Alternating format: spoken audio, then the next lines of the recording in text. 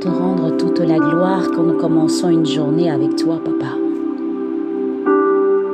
Comment ne pas te dire merci pour ce souffle de vie que tu as choisi de nous donner? Comment ne pas t'honorer quand nous contemplons cette grâce et ce privilège que tu nous accordes encore? Jésus, ce matin, nous sommes rassemblés sur ce live. Et c'est un rendez-vous de tous les jours avec toi. Merci parce qu'avant même qu'on ne lance le live, tu avais déjà tout préparé.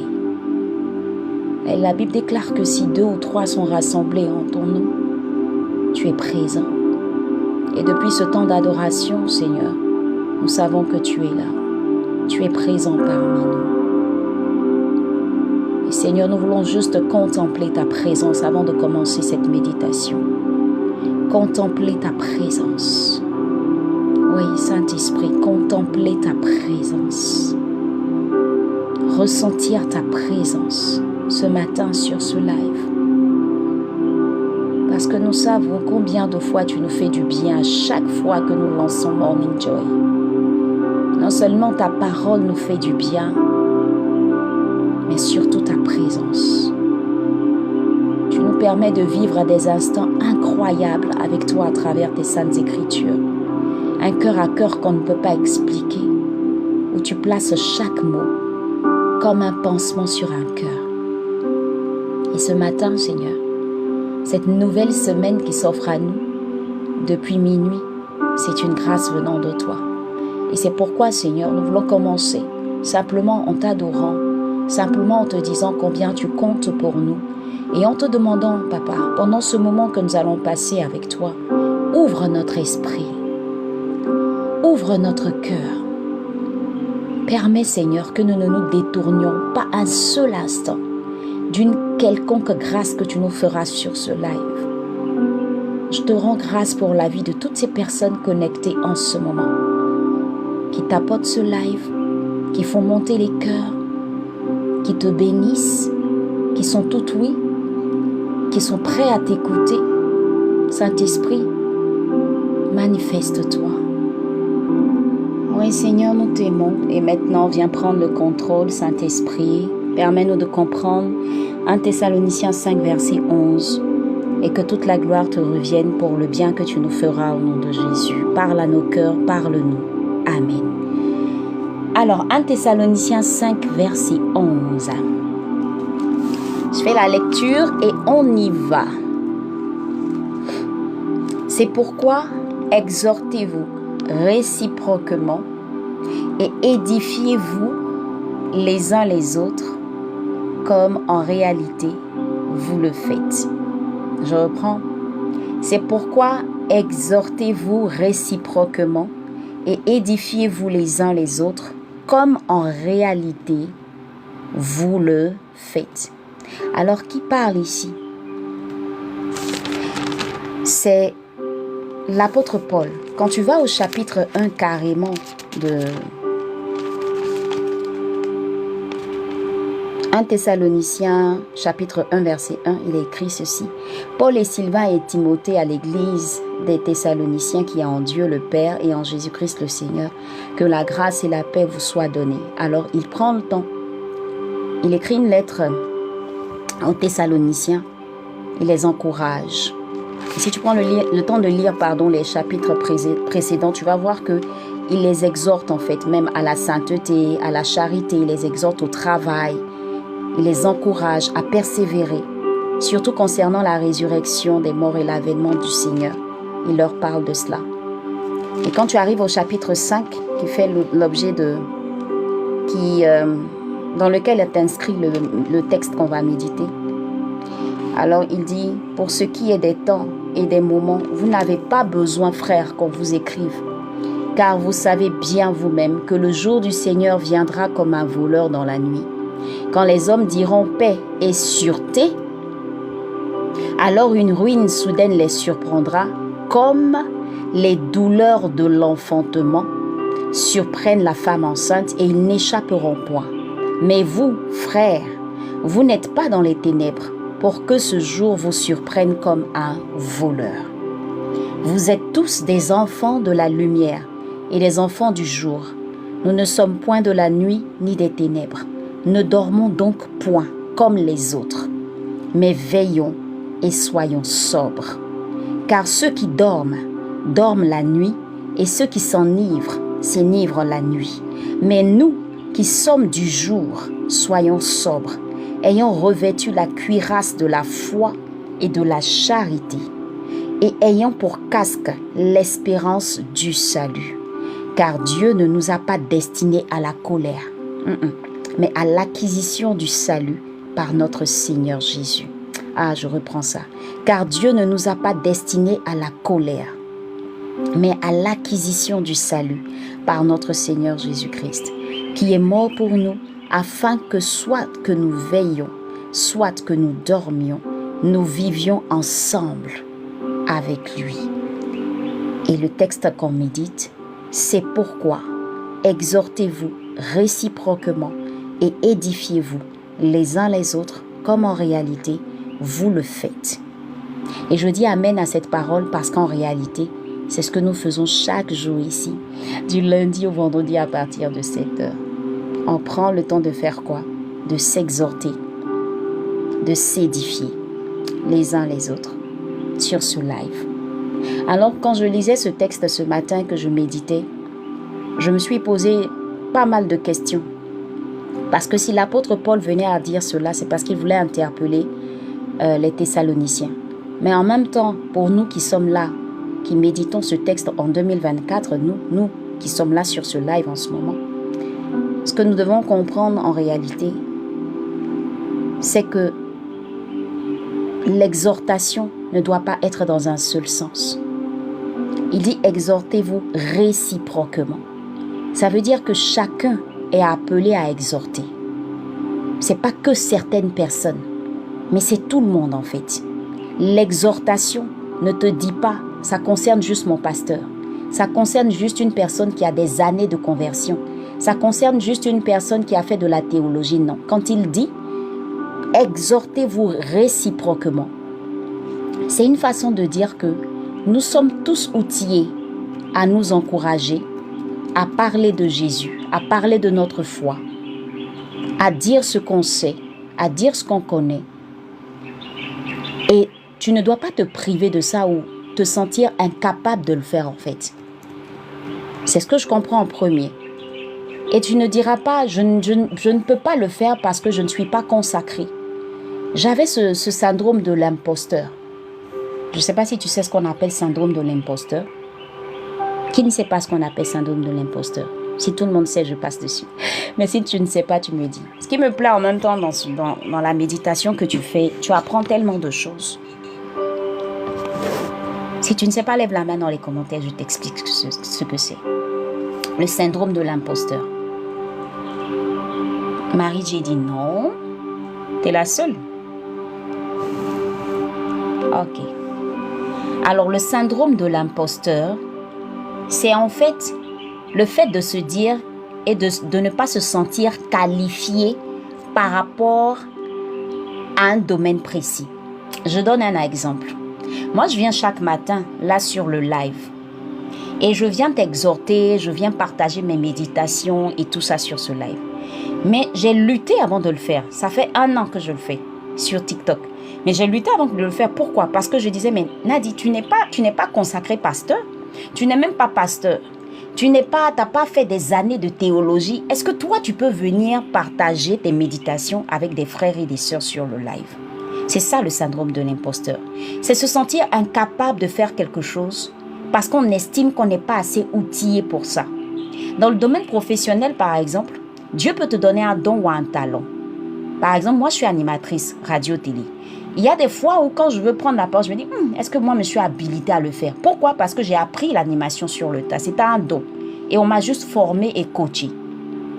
Tu vois? Et quand tu te sens incapable, quand ce syndrome-là t'anime, tu te dis, non, il y a des personnes qui sont plus qualifiées que moi. Moi, je n'ai pas fait d'études dans ce sens. En fait, tu trouves toujours des raisons valables. Hein? Parce que, par exemple, moi, je fais du coaching. Et le coaching que je fais au niveau de l'académie, au début, quand Dieu m'a dit, ouvre ton académie, accompagne toutes ces femmes-là à partir de tes expériences.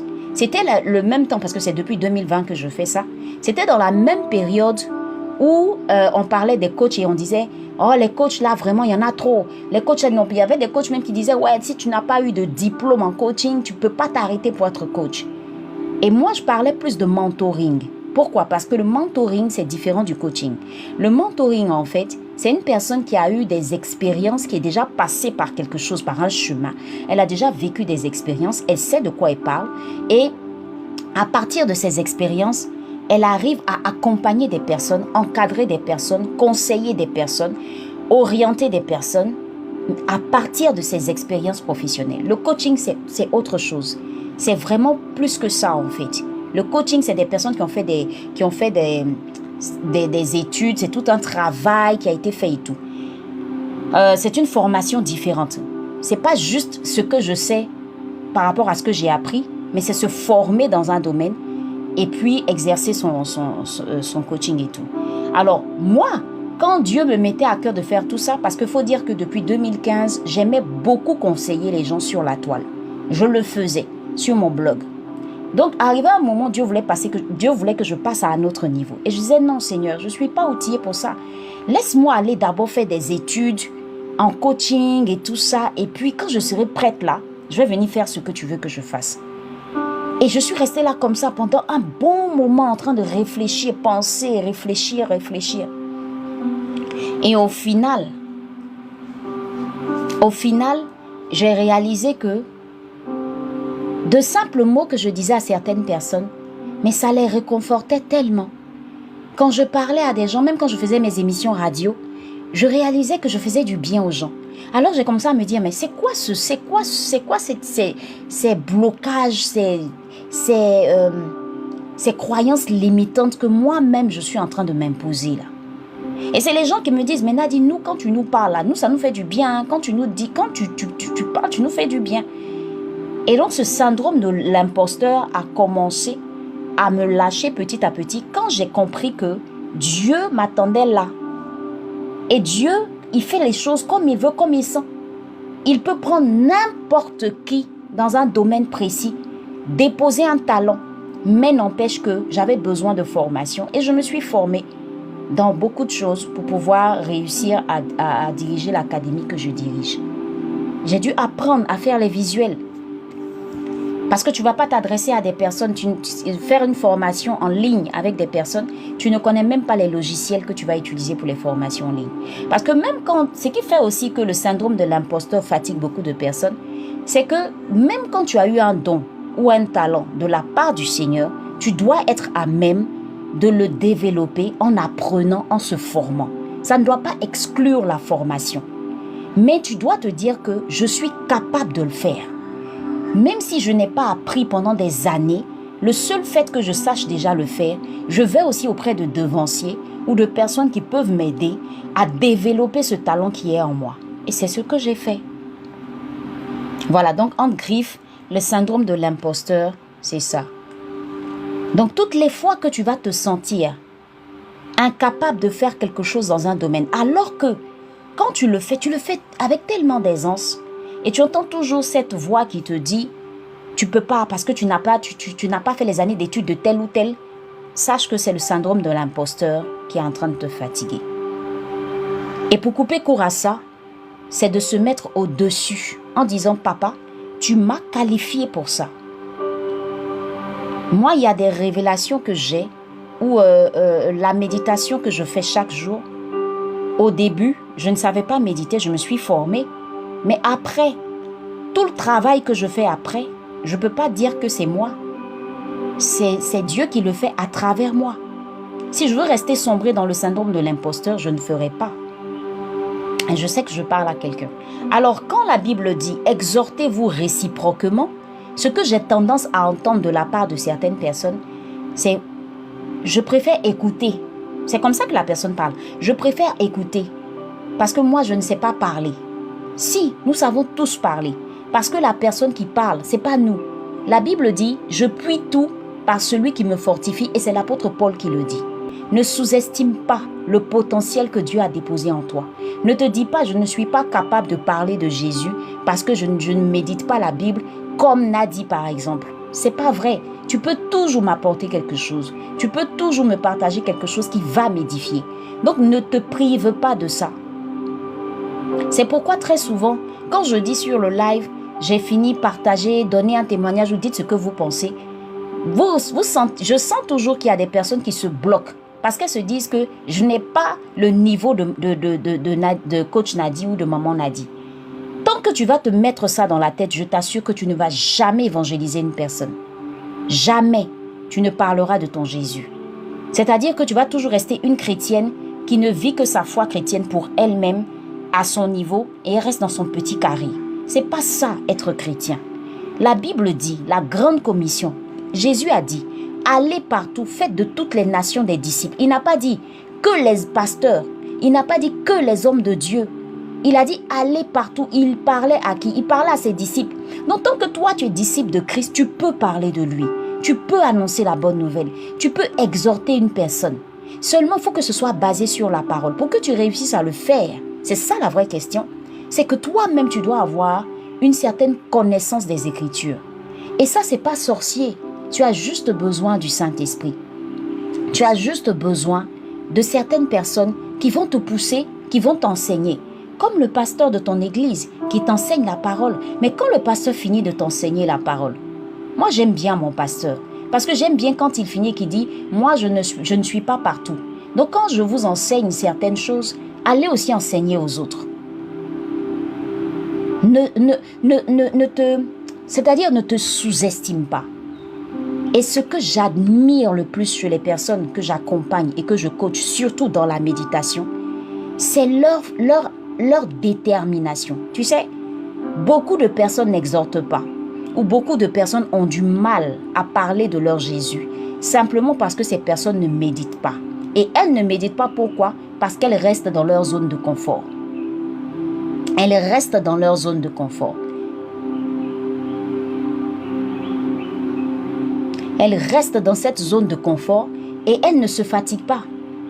Dernièrement, j'avais lancé un programme ici où j'ai demandé aux personnes qui voulaient avoir les kits de méditation que je mets à disposition, aux personnes qui veulent apprendre à méditer. J'ai eu près de 100 personnes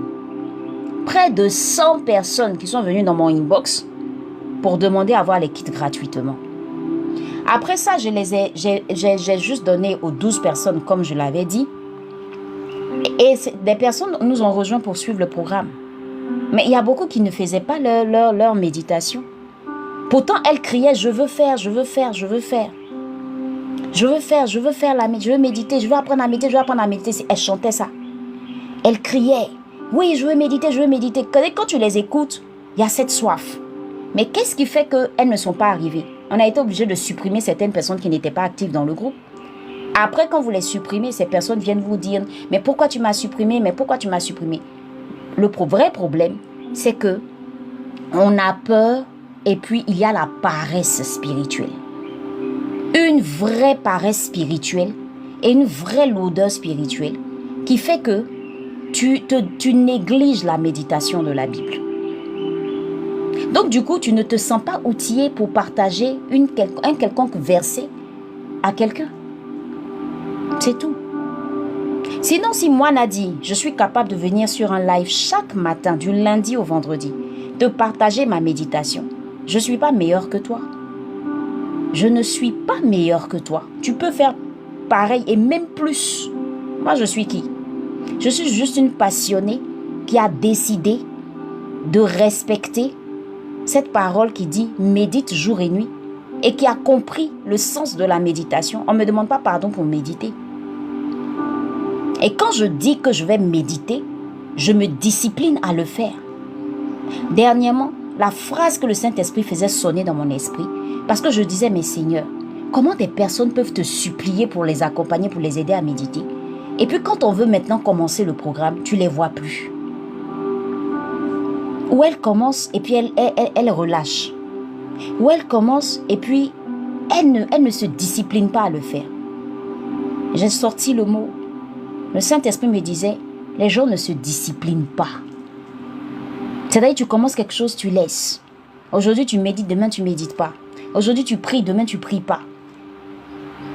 Mais si tu ne te disciplines pas, et si tu n'as pas cette détermination, tu ne pourras pas y arriver. Ça tombe bien, je vais vous partager quelque chose.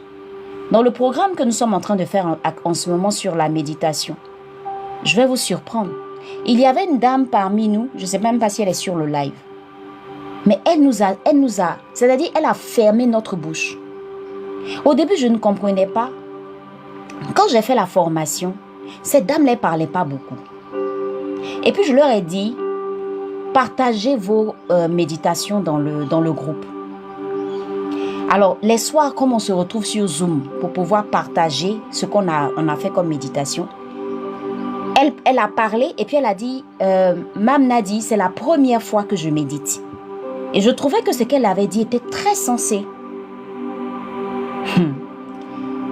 Alors, 2 jours après, je lui ai dit, bon, partagez la méditation parce qu'on ne fera pas de Zoom. Donc, partagez vos méditations écrites. C'est-à-dire, faites la capture d'écran de la méditation du texte du jour. Faites la capture d'écran et envoyez ça dans le groupe. Vous savez ce qui s'est passé? Cette dame-là, quand elle a posté sa méditation, c'était pas bien écrit, avec plein de fautes. Et puis, franchement, on n'arrivait pas à comprendre. Alors, mon assistante et moi, on a eu cette réaction. Mon assistante a dit, mais c'est comme si genre, vous vous êtes débarrassé du travail. Écoutez bien. Elle lui dit, mais ça c'est ce travail-là, mais vous vous êtes débarrassé du travail. Et moi aussi, je disais, mais comment est-ce qu'elle peut nous faire ça? Elle prend une feuille, elle écrit comme ça, et puis c'est bourré de fautes, et puis la personne n'arrive pas à... Vraiment, c'est pas ça. Tu sais un peu l'idée que la personne veut partager, mais c'était vraiment mal fait. Mais grande va être notre surprise. Alors, elle m'écrit inbox. Elle m'envoie un vocal inbox. Et puis, elle me présente ses excuses. Et dans la note vocale, elle me dit, maman Nadi, je ne suis pas allée loin à l'école. Donc, je ne sais pas écrire, je n'ai pas bien écrit le français. Je vous assure que je suis restée bouche bée. Je lui ai dit, mais tu ne sais pas écrire, franchement, tu n'es pas allé loin à l'école et tout ça. Et quand je dis aux gens de déposer leur méditation, tu vois, c'est un peu comme vous voyez les autres qui font un peu comme des dissertations et tout ça. Et tu t'es quand même lancé. Mais j'étais touchée par sa détermination. Je me suis dit, mais voilà une femme qui n'a pas peur, qui n'a pas honte. Elle s'est dit, même si je ne sais pas écrire, même si je ne suis pas au même niveau que les autres, je vais quand même déposer ma méditation. Et nous qui ignorions cela, nous on avait commencé à trouver qu'à juger le travail, on disait que le travail était mal fait. Mais c'était une personne à la limite qui ne pouvait pas rendre ce qu'elle avait compris simplement parce qu'elle n'était pas allée loin à l'école. Alors je lui dis, non mais si tu n'es pas allé loin à l'école, c'est pas grave. Fais juste une note vocale dans le groupe pour m'expliquer ce que tu as compris du texte à méditer. Vous savez ce qu'elle a fait? Elle dit non. Elle n'est pas du genre à lâcher prise. Au lieu de faire une note vocale, elle a fait encore un deuxième. Et elle s'est améliorée dans l'écriture. Et elle a médité. Je dis, quand j'ai lu la méditation, j'étais dépassée. Le Saint-Esprit est comme ça. C'est-à-dire quand tu as une soif, quand tu crois en ton Dieu, et même si tu as des incapacités, elle m'a enseigné, je vous assure. C'est-à-dire toutes les personnes même qui savent bien écrire, qui savent faire des dissertations, qui peuvent partager, elles-mêmes n'ont pas cette détermination et cette foi comme cette femme. J'ai été touchée par cette femme. Et je vous assure, chaque jour, elle vient déposer sa méditation. Maintenant, on ne trouve plus que le travail est mal fait, mais on voit plus une femme qui se bat parce qu'elle veut méditer, elle veut apprendre à méditer, elle veut être à la hauteur. Elle veut comprendre. Elle veut réussir. Et elle se bat. Elle dit, je ne suis pas du genre, maman Nadi, à abandonner ou à lâcher prise. Je vais apprendre à méditer malgré le fait que je ne sache pas autant écrire que les autres. Et vous voyez Dieu enseigner cette personne. C'est-à-dire que j'étais là parce que j'ai eu ce souci-là. Et depuis un moment, je parle au Seigneur. Dans le coaching, dans les formations que je fais, il y a des femmes qui sont venues vers moi. Elles me disent, ah, maman Nadi, nous, on n'est pas allé loin à l'école. Mais quand tu médites là, nous, on veut méditer comme toi. Mais on n'est pas allé loin à l'école. Tes formations que tu fais là, c'est pour des personnes qui vraiment sont parties à l'école, savent écrire, peuvent faire des rendus et tout ça. Mais nous, l'on fait comment? Et je disais non, que vraiment, si vous ne savez pas écrire, si vous n'avez pas fait les choses là, je ne pourrais pas vous aider. Et j'ai renvoyé beaucoup de personnes comme ça. Et à chaque fois, ça me faisait mal. Je disais au Seigneur, mais Seigneur, qu'est-ce qu'on peut faire pour ces personnes? Parce qu'il y en a qui ne sont pas allés à l'école, il y en a qui ne sont pas allés loin aussi à l'école, mais qui veulent apprendre à méditer. Papa, on peut faire quoi? Et du coup, je triais un peu les personnes qui venaient à moi. Et c'est quelqu'un qui m'a dit un jour, Nadi, il faut penser à ces personnes-là. Tu ne peux pas continuer uniquement de travailler qu'avec les personnes qui sont allées loin à l'école. Mais je veux dire, cette femme-là, quand elle est venue s'inscrire, elle pouvait se dire, je n'ai pas le niveau. Le premier jour, j'ai partagé la méthode. Elle pouvait se dire, ça là, c'est une méthode, je ne pourrais pas faire. Mais elle est restée. Oui, c'est un puissant témoignage. Elle est restée. Elle est restée et elle médite avec nous.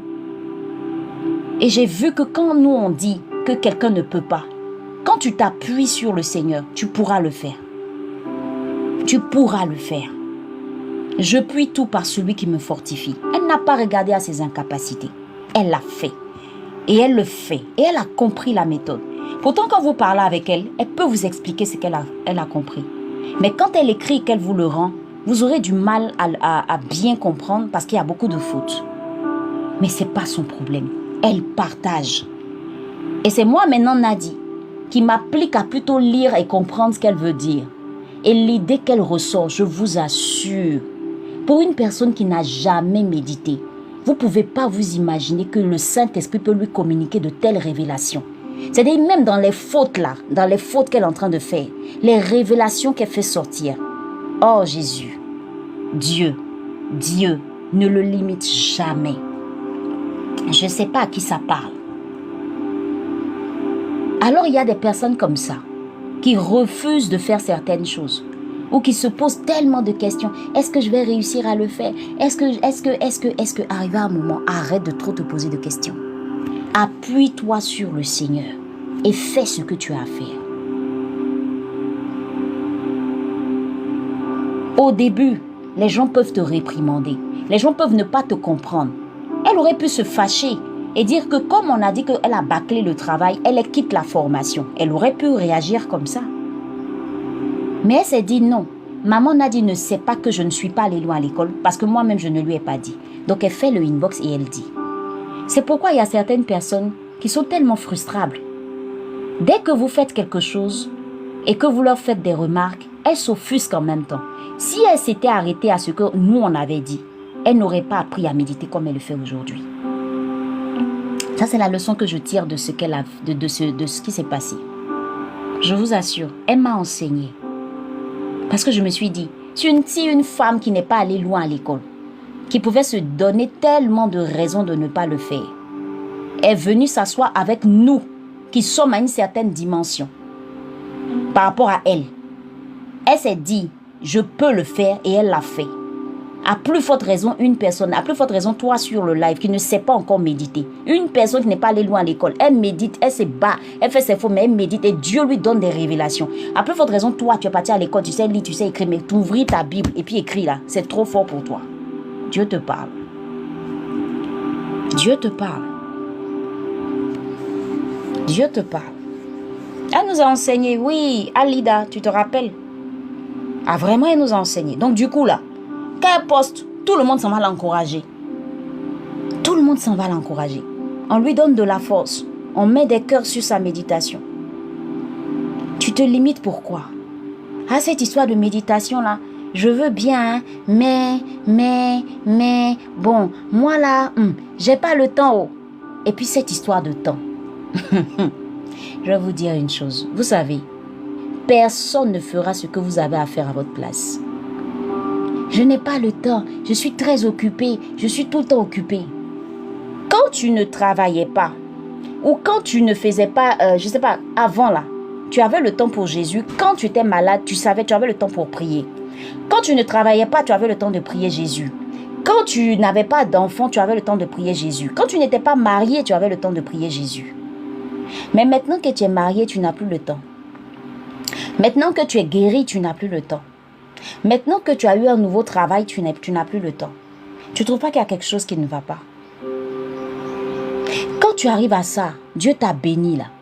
C'est-à-dire qu'il faut reprendre tes activités. C'est-à-dire qu'il faut revoir ton timing, c'est tout.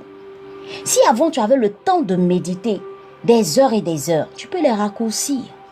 Dieu là, c'est pas le papa qui a, je dis ça toujours, c'est pas le papa qui a un bâton puis qui est là, qui a arrêté sur notre dos comme ça. Tu n'as pas fait, tape, il te tape. Tu n'as pas fait, bah, il te tape. Non, c'est pas comme ça que Dieu est.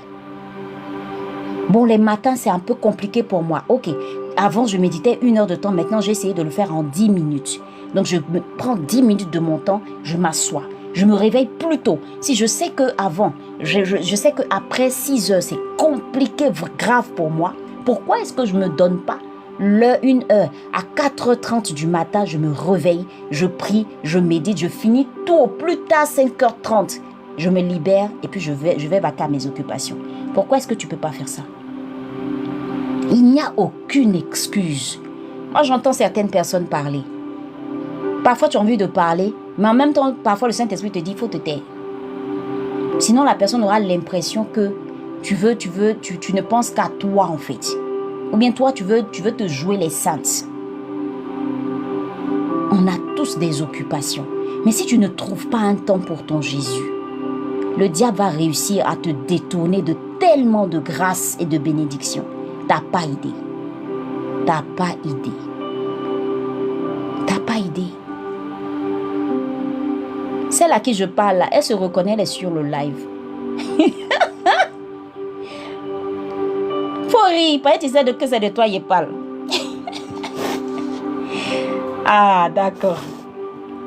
Elle se reconnaissait. Alors c'est un peu ça.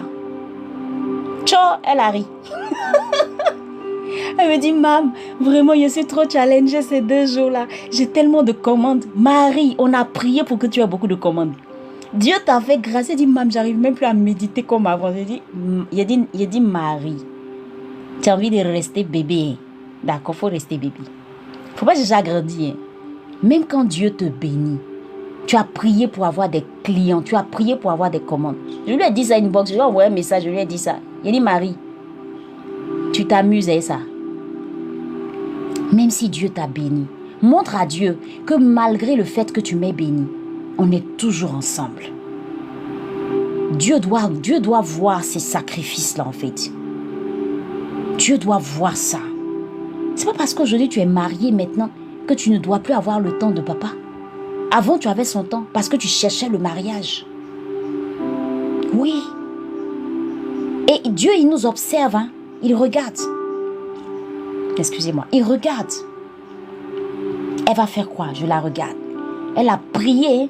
Parfois même c'est juste un petit test seulement qu'il te donne. Il dit, bon, je lui envoie une petite commande à Marie. Je vais voir si Marie va continuer de méditer et de prier comme elle le faisait avant. Parce que demain, s'il te met à un poste, ou bien s'il t'envoie des clients, tellement de clients que tu n'auras même... C'est-à-dire que là, il va te perdre. Et parfois, papa n'a pas envie de nous perdre. Donc, il y a des choses qu'il ne nous donne pas. Alors, parfois, si tu te poses la question de savoir pourquoi est-ce que Dieu n'a pas répondu à ta prière, c'est parce que quand il te regarde, là, ça, c'est mon pasteur qui aime bien dire ça.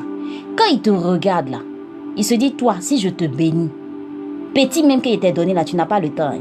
Maintenant, si je te bénis encore, là, je vais te perdre. Donc, comme je veux te garder près de moi, c'est bon. Je vais te donner un peu et puis tu vas te contenter de ça. Parfois, Dieu réagit comme ça. Mais quand malgré le fait que tu sois maintenant marié, tu as du temps pour ton mari, tu as du temps pour tes enfants, tu as du temps pour Dieu, parce que tu réaménages à chaque fois ta routine. Mais Dieu est fier. Il se dit, mais toutes ces bénédictions-là, ça n'a pas changé le cœur de ma fille. Elle trouve du temps pour moi. On peut toujours trouver du temps. Je dis, même en partant au travail, t'as pas eu le temps, vraiment tu es stressé, t'as pas eu le temps. Tu peux écouter la Bible audio et méditer en même temps. On n'a pas d'excuses. Même avant de te coucher, là, tu peux méditer la Bible. en 10 minutes, en 15 minutes. Et puis tu dors. On n'a pas d'excuses. Entre midi et 2, au lieu de t'asseoir tes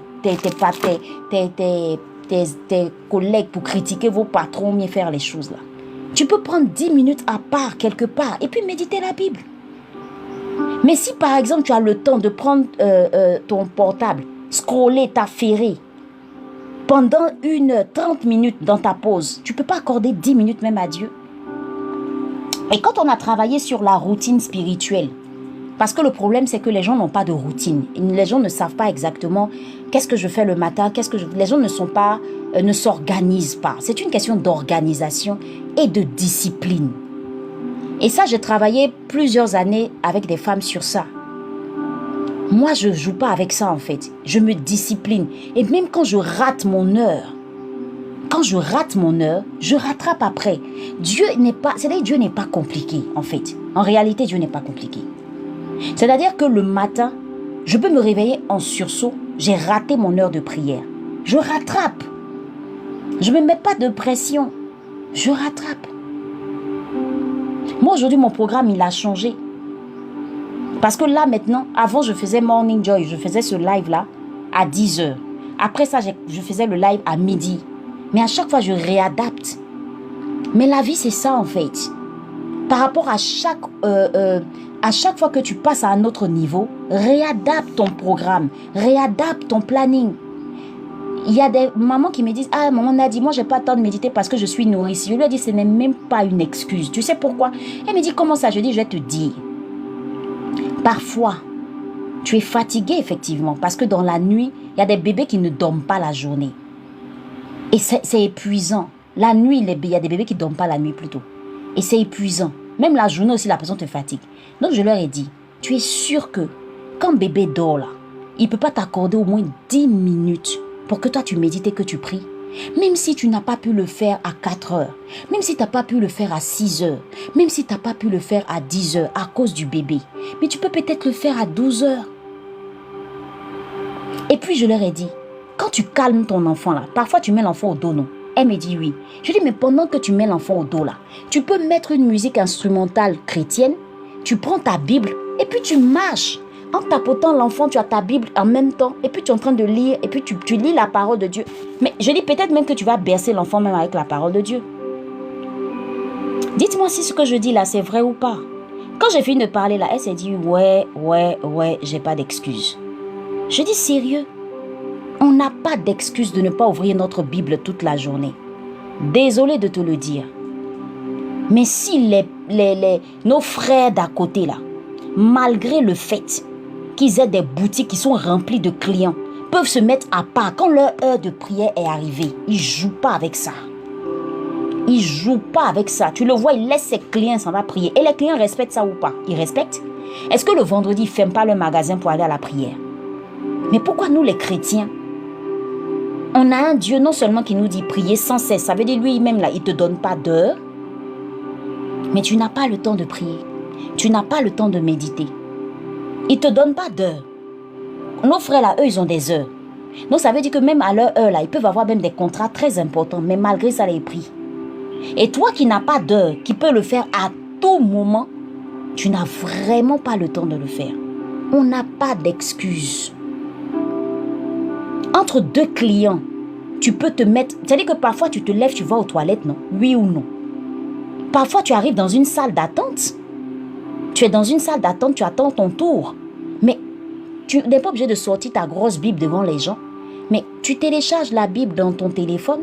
Tu vas sur YouTube par exemple. Tu prends Joyce Meyer. Si tu ne sais pas, vas-y, prends Joyce Meyer. Parce que tous les tests que tu vois le matin que je fais là, il y a des tests de Joyce Meyer. Parfois, c'est le dévotionnel de mon église. Je mélange un peu. Tu vas sur le YouTube Joyce Meyer. Elle fait des méditations tous les jours. Tu as tes écouteurs, tu es dans la salle d'attente, tu écoutes, ça ne va même pas te prendre. Elle fait même des méditations qui ne font même pas 5 minutes. À partir d'un texte, elle te donne sa pensée. Et toi maintenant, là, la pensée, là, tu rumines ça jusqu'à ce qu'on t'appelle et qu'on te dise c'est votre tour. Tu es assis à l'hôpital avec ton enfant que tu as accompagné à l'hôpital. Mais tu peux mettre tes écouteurs, écouter une parole de Dieu tout en observant ton enfant pour ne pas que tu le perdes de vue. Mais tu es disposé. dites-moi à quel moment, dites-moi, je veux dire, on n'a pas d'excuses. Moi, quand j'ai compris ça, j'ai dit, Seigneur, pardonne-moi. Parce que je n'ai pas d'excuse de ne pas ouvrir ma Bible. 24 heures de temps. Entre midi et 2, j'ai fini à midi.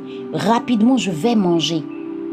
Au lieu de perdre le temps, quand je m'en vais manger, m'arrêter, causer, bavader, courir, faire ci, affairage, je monte dans tel bureau. On dit quoi? Là, soeur, dis-moi, c'est quoi? Il y a quoi qu'on béret aujourd'hui? Hé, tu vas dans un autre bureau. Coucou, ça va? Je voulais te saluer. Tout ce temps-là, si tu as fini de manger rapidement, que tu cours, tu vas t'enfermer dans ton bureau, 5 à 10 minutes, entre midi et 2 au travail, et tu commences à méditer ta Bible.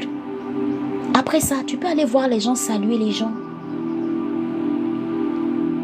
Tu peux quand même t'enfermer quelque part. Et si tu peux vraiment pas t'enfermer, les écouteurs là, est-ce que vous savez que nous sommes vraiment dans le temps de la grâce? On a la grâce d'avoir la Bible audio. On a la grâce d'avoir EMC TV. Allez sur leur site. La Bible est là-bas. Il y a combien de versions? 4 ou 5 versions de la Bible sur le site EMC TV. Même tu es dans le véhicule, le woro là, transport en commun. Tu peux écouter des enseignements. Tu peux adorer le Seigneur. Tu peux rester connecté. Rester connecté. Et même au travail, il y a des personnes qui ont accès à leur ordinateur. Actuellement, on est en train de parler des personnes qui sont au travail. Est-ce que tu sais que mettre une musique instrumentale chrétienne, comme celle que tu entends en ce moment,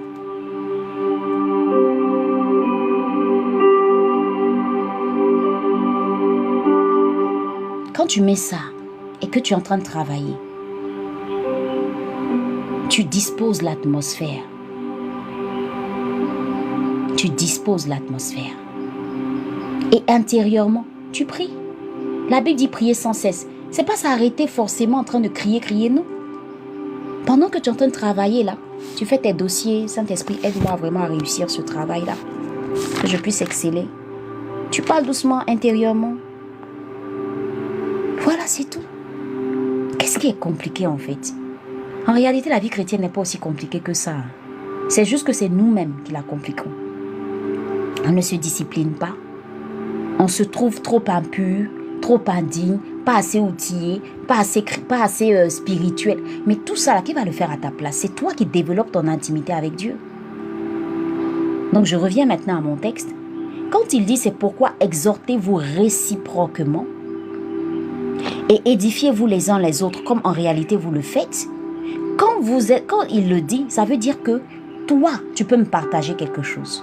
Et moi aussi, je peux te partager quelque chose. Et remarquez une chose, il l'a dit à quel moment?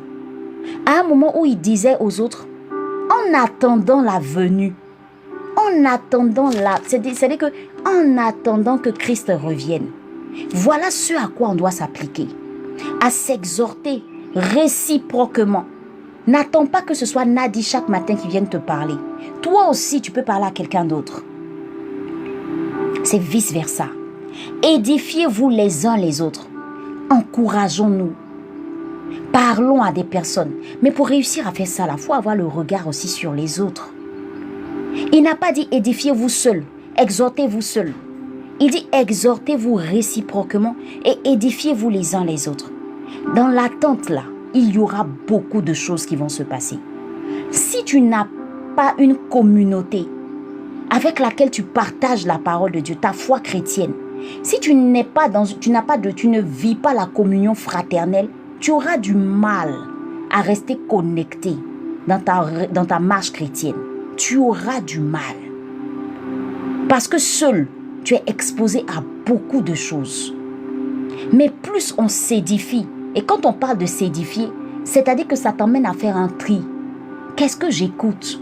Qui j'écoute? C'est ça aussi la question. Est-ce que ce que je suis en train de regarder en ce moment, ça m'édifie?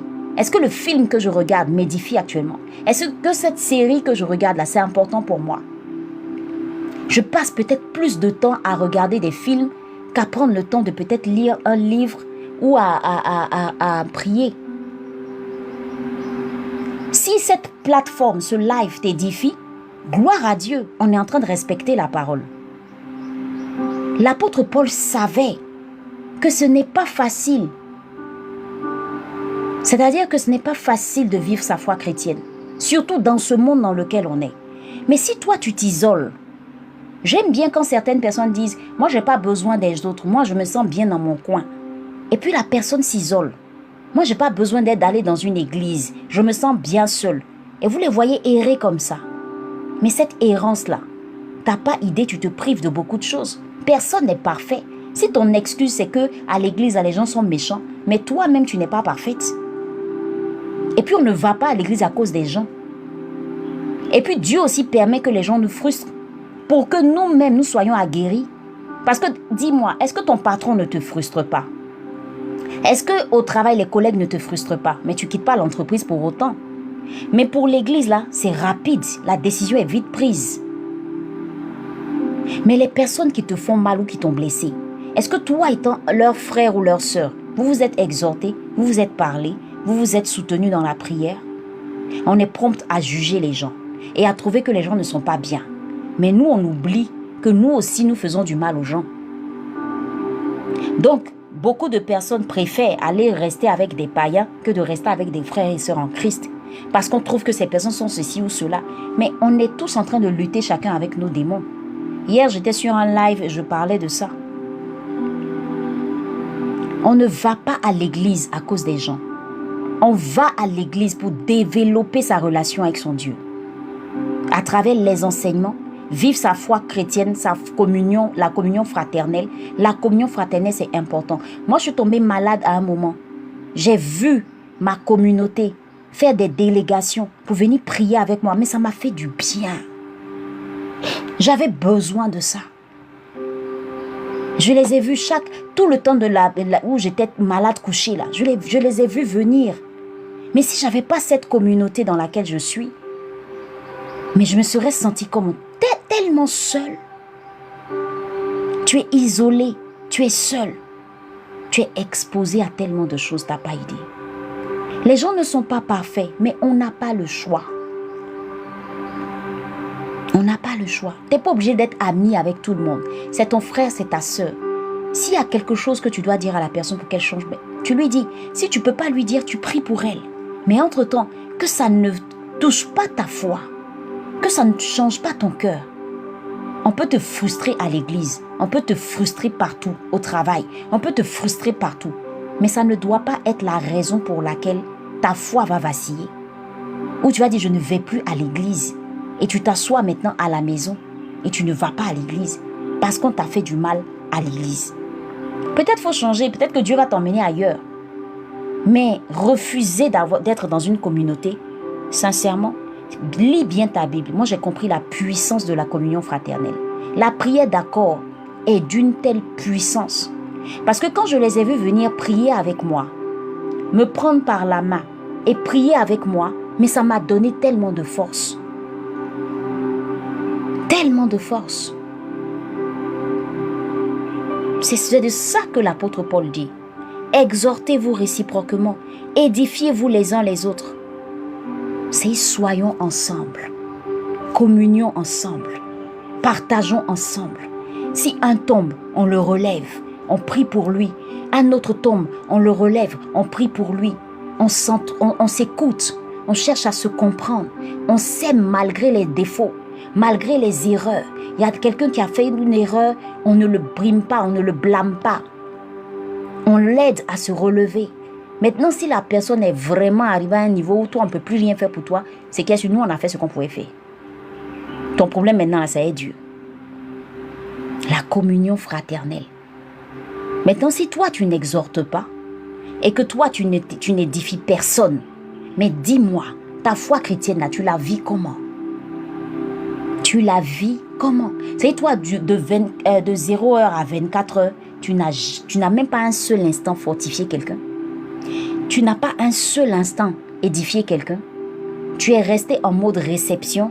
J'attends qu'on me dise qu'on m'aime. J'attends qu'on me dise que je suis courageuse. J'attends qu'on me dise, Nadi, lève-toi. J'attends qu'on me dise, Nadi, va ici. Tu es en mode réception. C'est pas ça la vie chrétienne. L'apôtre Paul nous fait comprendre que nous devons veiller les uns sur les autres. Tu es dans une famille. Tu es dans une communauté. Prie pour cette communauté. Prie pour cette famille. Tu es dans un lieu de travail. Édifie qui tu peux édifier. Tu n'es pas obligé de parler forcément uniquement des chrétiens. Même à un païen ou même à une personne qui ne connaît pas Jésus, tu peux édifier cette personne sans citer de versets bibliques. Quand tu encourages une personne, tu le fais comment? C'est tout ça, s'édifier, s'exhorter. C'est-à-dire que ce que tu fais, tu peux partager ta méditation dans des conversations. C'est-à-dire quelqu'un est en train de te parler, tu as médité sur un passage ce matin. Tu n'as pas forcément dit, attends, je vais te partager ma méditation. C'est pas comme ça. Glisse ce que tu as retenu de ta méditation. Je t'assure, si moi j'ai trop expérimenté ça. C'est-à-dire que quand je finis la méditation et puis je dis, Seigneur, je veux partager ça à quelqu'un. Même si ce n'est pas sur TikTok comme je le fais chaque matin. Dans la journée là, je ne sais pas comment Dieu va s'arranger. Mais il y a quelqu'un qui va venir me parler de quelque chose. Et puis ce que j'ai médité là, j'aurai quelque chose à dire à cette personne en fonction de ça. Si tu veux, fais le test. Pardon. Si tu veux faire le texte, et c'est ça, tu dis Saint-Esprit, voilà une parole que j'ai reçue. Je veux que dans la journée là, tu me mettes en contact avec quelqu'un avec qui je vais partager cette parole et ça va lui faire du bien. Prie comme ça et puis observe ta journée. Tu seras étonné. Et ce qui est magnifique à chaque fois que j'ai essayé ça, mais le bien que moi-même ça m'a fait là, c'est-à-dire la personne qui te dit, oh vraiment ce que tu m'as dit là, ça m'a fait du bien. Mais la personne ne sait même pas que moi-même, ça m'a fait du bien de pouvoir lui partager ça. Ça fait un bien fou. De voir quelqu'un qui pleure. Tu t'approches et puis tu dis, qu'est-ce qui se passe? Tu as un souci. La personne peut commencer par te dire, non, c'est bon, ça va. Tu dis, non, dis-moi, tu peux me parler. La personne, non, ça va. Bon, ok, c'est pas grave. Mais tu sais quoi? Je ne sais pas ce que tu as. Je ne sais pas ce qui se passe. Tu sais, tu te lèves pas maintenant pour dire, elle, quand on lui parle, elle aime trop dire qu'elle dit pas. C'est pas ça. T'as pas besoin de ça. T'as pas besoin de savoir. Mais tu commences par lui donner quelques paroles.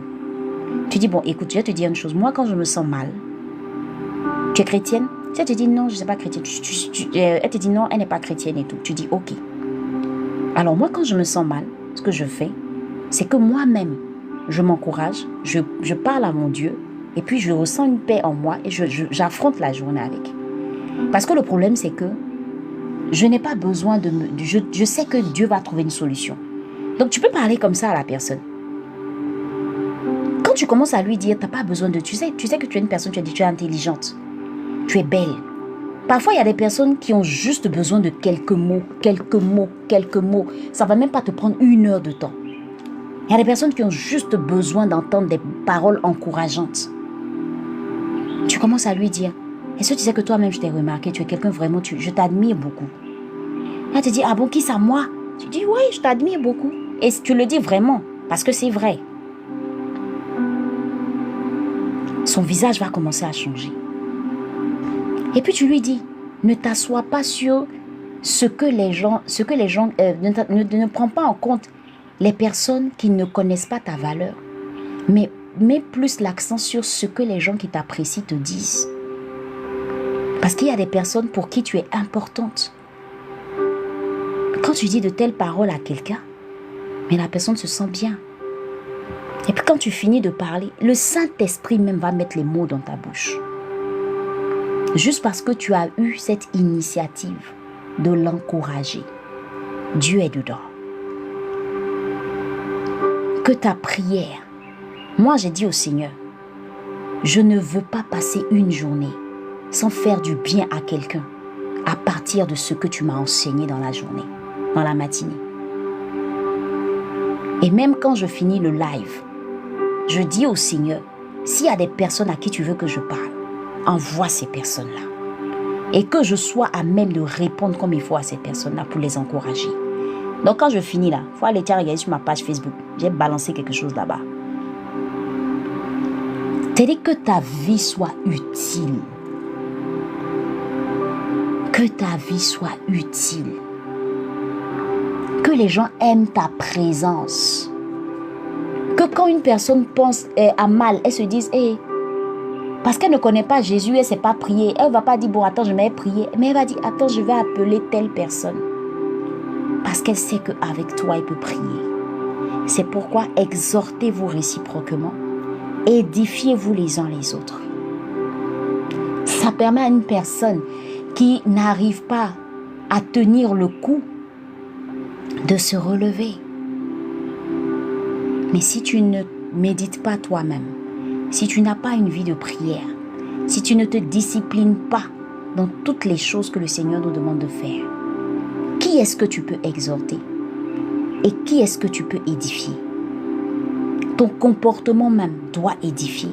Là où tu es, tu peux faire des erreurs.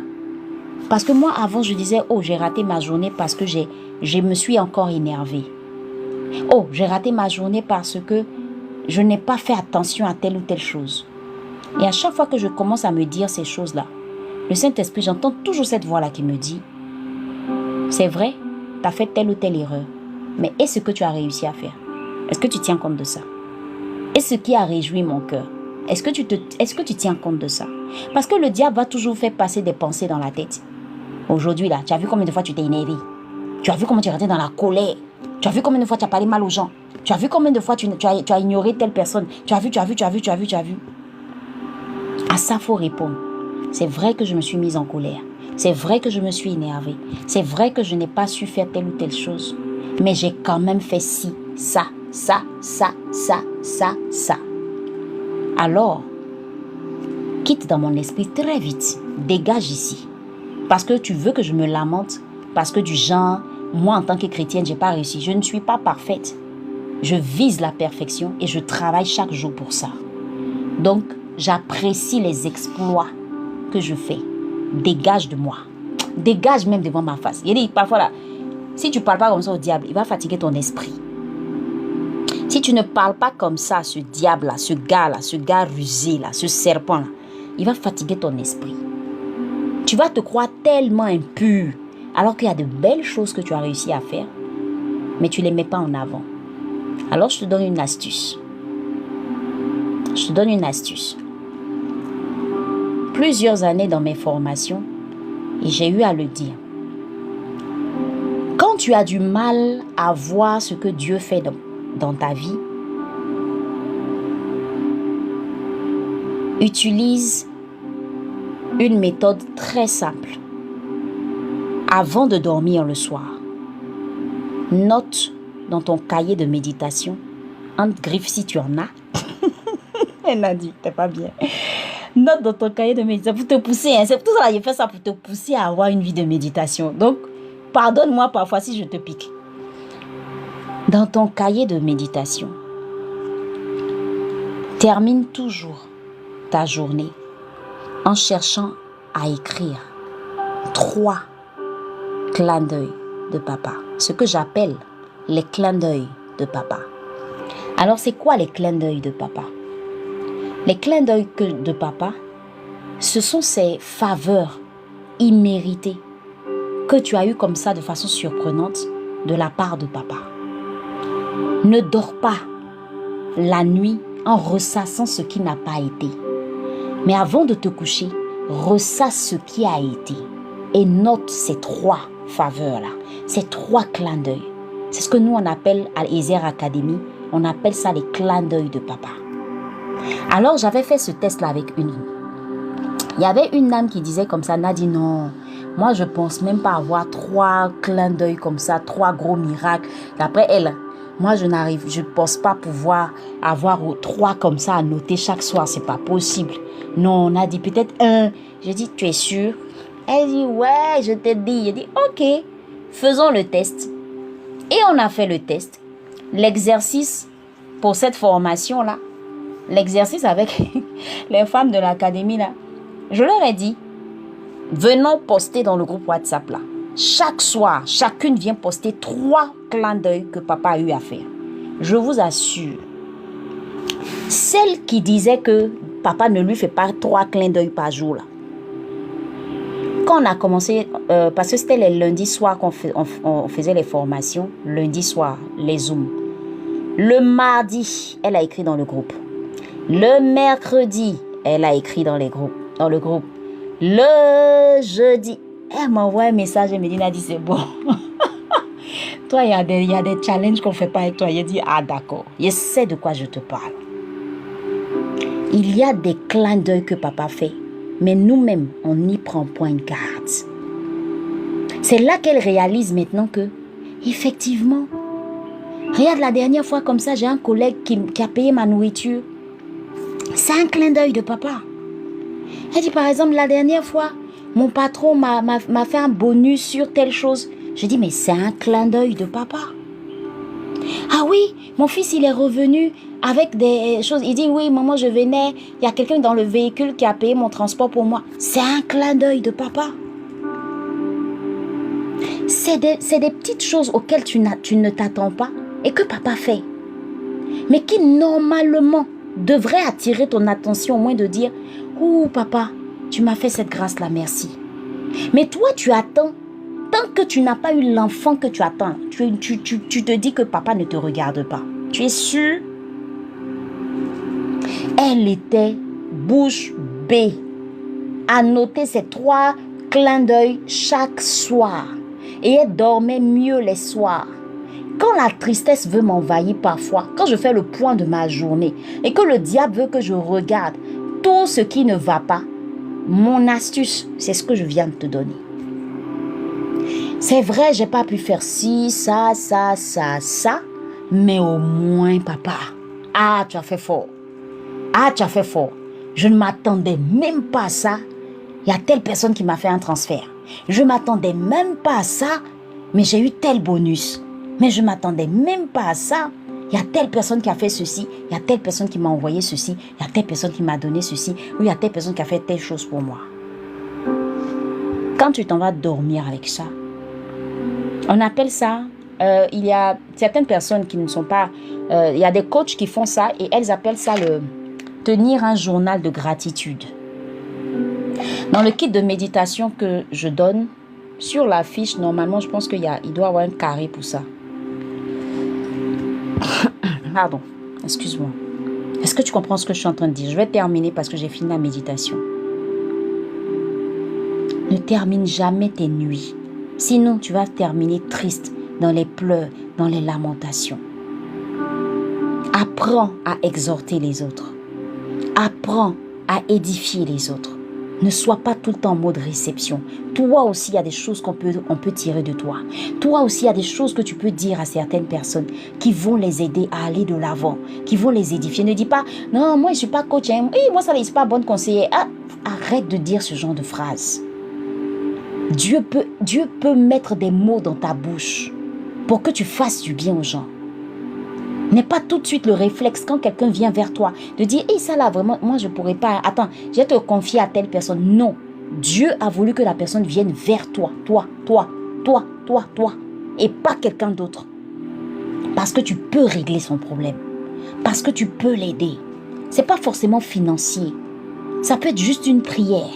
Ça peut être juste un conseil. Ça peut être juste une orientation. Ça peut être juste une écoute. Elle a juste besoin peut-être que tu l'écoutes. Ce week-end, il y a une des femmes que je suis en ce moment-là. Elle m'a envoyé une note vocale et puis elle pleurait dedans. Elle est en train de pleurer.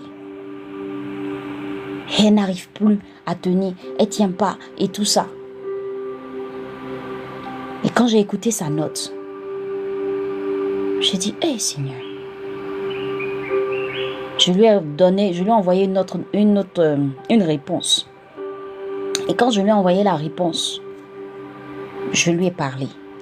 Quand j'ai fini, elle m'envoie un message et elle me dit, ah vraiment, merci maman Nadi, que vraiment tu es une bénédiction pour moi. Je lui ai dit, toi aussi tu es une bénédiction pour moi. Parce que ce que tu ne sais pas, c'est que quand moi tu viens vers moi, je réalise que Dieu a déposé quelque chose en moi et c'est une grâce. Et je rends grâce à Dieu.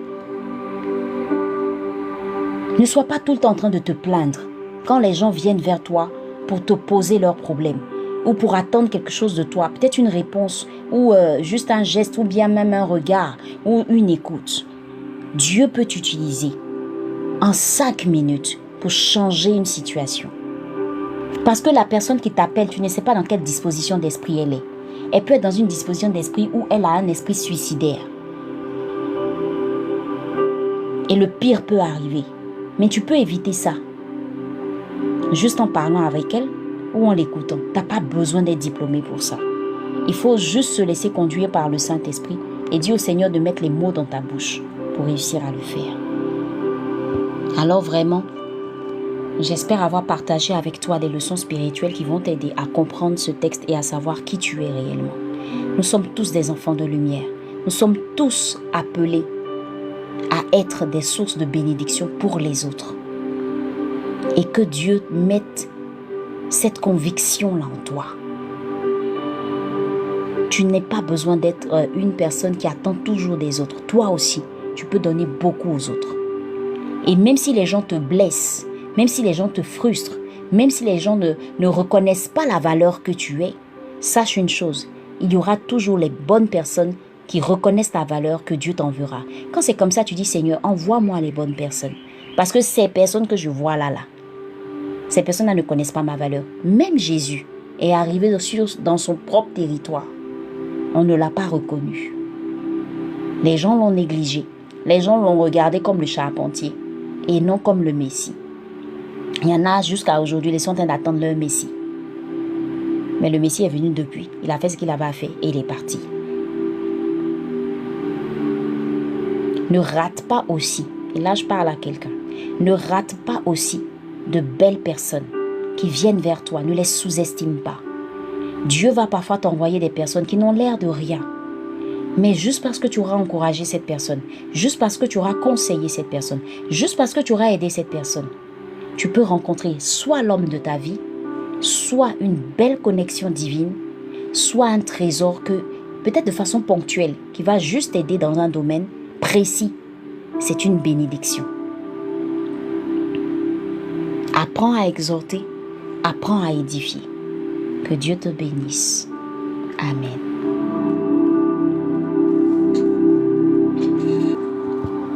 Seigneur, nous voulons te dire infiniment merci pour ce temps que nous avons passé dans ta présence. Merci Seigneur pour la méditation. Merci pour toutes ces personnes connectées qui sont venues. Merci Seigneur pour toutes les personnes qui ont pu avoir des orientations par ta grâce. Tu nous as bénis avec ce passage et nous avons compris tellement de choses que Seigneur, nous voulons mettre en application. Aide-nous à appliquer cela et aide-nous à être meilleurs chaque jour dans notre marche avec toi. Bénis toutes les personnes qui sont passées sur le live, qui ont tapoté, qui ont partagé, qui ont aimé. Souviens-toi de ces personnes-là. Bénis également, Seigneur, la personne qui parle en ce moment. Merci de me bénir. Bénis-moi, bénis ma famille. Seigneur, merci également de permettre à ce que tout ce que nous avons appris reste gravé en nous et que, Seigneur, cela continue de nous faire du bien tout au long de cette journée. À toi seul soit la gloire. Nous te donnons rendez-vous demain à 7h, Papa. Merci parce que nous savons que tu auras disposé tout, parce que tu es le Père qui fait tout avant même qu'on ne le fasse. Béni sois-tu. Gloire à ton nom. Au nom de Jésus que j'ai prié.